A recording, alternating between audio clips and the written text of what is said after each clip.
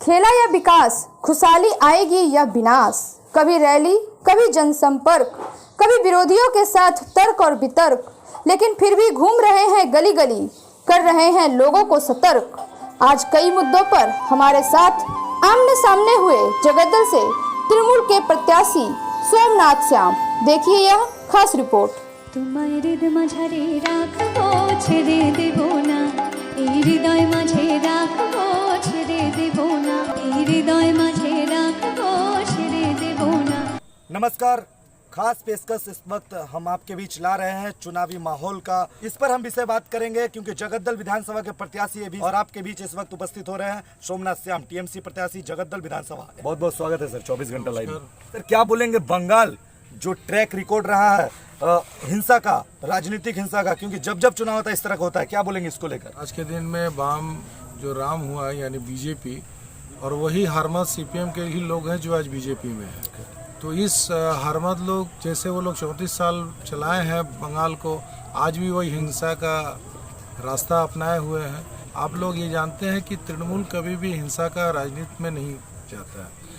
ये प्रमाण आपको देंगे कि नंदीग्राम में ममता बनर्जी के साथ ये घटना होने के बावजूद, जहां उनको लगा है, चोट लगा है या उन पर हमला हुआ, उसके बावजूद ममता बनर्जी ने हिंसा से रोक दिया सारे लोगों को और एक शांति का माहौल और वातावरण लेके आया बंगाल में। तो ये आज के दिन में बीजेपी हर जगह संतरास करने की कोशिश कर रहा है, एक माहौल डरावना का बनाने का कोशिश कर रहा है ताकि लोग बूथ पर ना पहुँचे और वो अपना सेंट्रल फोर्स वगैरह देके कुछ ना कुछ गंडगोल करवाए। ये उनका एक सोच है।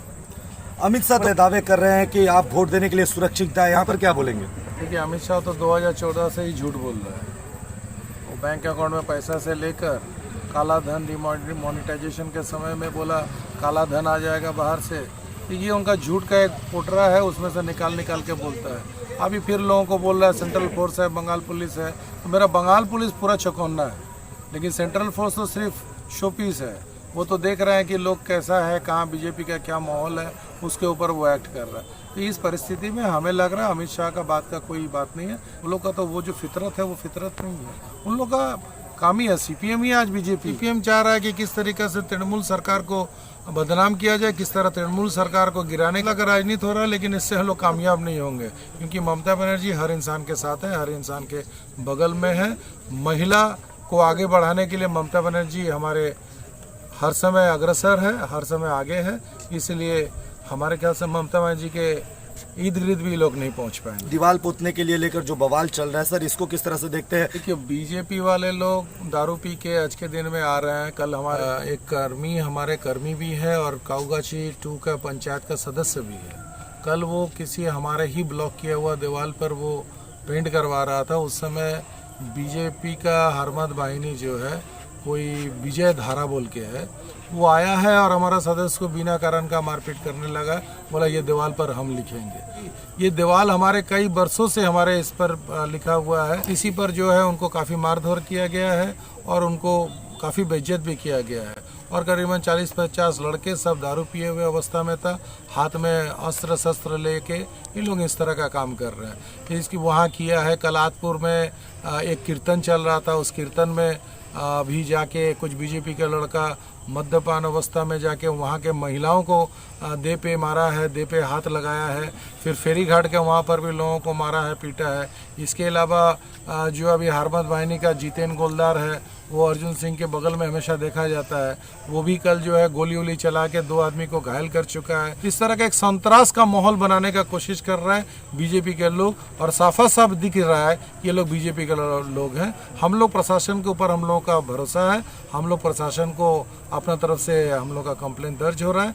इसके बाद प्रशासन अपना एक्शन जो लेना है जरूर लेंगे। कई लोगों का यह भी मानना है बीजेपी प्रत्याशी जो यहाँ के अरिंदम भट्टाचार्य, कई लोग बहिरागतों बता रहे हैं और कई लोग खून की राजनीति उनके साथ संपलित बता रहे हैं। जगद्दल विधानसभा भी वायलेंस होने वाला है। नहीं, जगदल विधानसभा में बिल्कुल वायलेंस नहीं होगा। इनके लोग कर रहे हैं, करेंगे। हम लोग प्रशासन के ऊपर हमारा भरोसा है। इलेक्शन कमीशन को जनाएंगे। कौन कहाँ से आया है इसके बारे में मेरे को अभी कुछ बोलना नहीं है। प्रत्याशी बन के आएंगे तो फिर उसके बारे में बताएंगे। और जगद्दल विधानसभा में जो कुछ दिन आगे आपने अभी बात किया गोलीकांड के ठीक बाद ही एक घर जो है पूरे आग के हवाले कर दिया जाता है, कुछ भी उस घर में नहीं बचता है। इसको किस तरह से देखते हैं? ये कैसी राजनीति? देखिए, ये कैसा राजनीति है। वो लोग खुद ही जो है गोली भी चलाया है, बम भी मारा है, लोग घायल हो गया। अब हमारे जिन लोगों को मारा गया है उनको एक चक्रांत करके फंसाने के राजनीति किया गया है। वो तो एक दखल का जमीन था, छोटा सा घर था, उसको जला दिया और अब हम लोगों का कुछ लोगों का नाम उसमें डाल के बोल रहा है कि यहाँ का जो है टीएमसी कार्यकर्ता जो है घर जला दिया। तो ये साजिश है और कुछ नहीं। हमारे कार्यकर्ता काफ़ी का मनोबल बहुत स्ट्रांग है। इस तरह का छोटा छोटा घटना और वारदात से हमारे कार्यकर्ता को जरा सा भी डिमोरलाइज नहीं कर पाएगा। ये लोग अभी हवा में घूम रहे हैं, सोच रहे हैं किसी को मार के, किसी को पीट के, किसी को दीवार लिखने से बंद करा के, ठीक है, 4 बैनर फाड़ के 4 लोगों को रात को जाके धमका रहा है। ये सबसे कोई फ़ायदा नहीं होगा। जगदल का पॉपुलेशन बहुत है और जगदल के लोग तैनात है। इस तरीका का अब अत्याचार होगा तो पब्लिक उसके जवाब देगी और वो देगी ईवीएम मशीन पर। एक बहुत बड़ा जनसैलाब आपके जो मिचिल में था, उन्हें जो लोग बताते हैं कि उनके जो भाड़े के कार्यकर्ता लेकर आए थे भीड़ को देखने के लिए, तो इसको किस तरह से देखते हैं? हम तो आपको पहले ही बोले हैं, बीजेपी के पास और कोई काम नहीं है।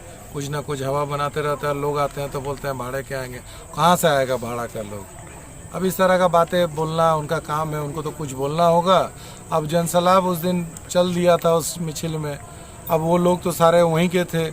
अब उनको वो बोलेंगे भाड़ा पर लेके आए थे, तो हम शांतिपुर से लोग थोड़ी लेके आए। हमारे सारे लोग यहीं के हैं। वो अगर जांचना चाहेंगे तो जांच ले।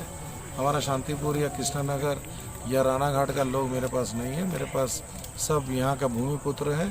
यहाँ के जो स्थानीय बासिंदा है वही है। कोई बहिरागा तो यहाँ पर नहीं है। कि दीदी का आशीर्वाद हमारे साथ है, उसको लेके कल हम जाएंगे। तो क्या लोकसभा को दोहराया जाएगा जिस तरह से कार्यकर्ता अपने घर को छोड़कर भागे थे यहाँ से? क्या बोलते हैं सर इस पर? सपना देखेगा दोबारा ऐसा करने के लिए। तो चलिए बने रहे हमारे साथ, देखते रहे 24 घंटा लाइव। और भी प्रत्याशी के पास हम जाएंगे और इसी तरह का खबर आपको दिखाएंगे। कैमरामैन के साथ मैं रवि कुमार सिंह। 24 घंटा लाइव देखते रहे और बने रहे हमारे साथ।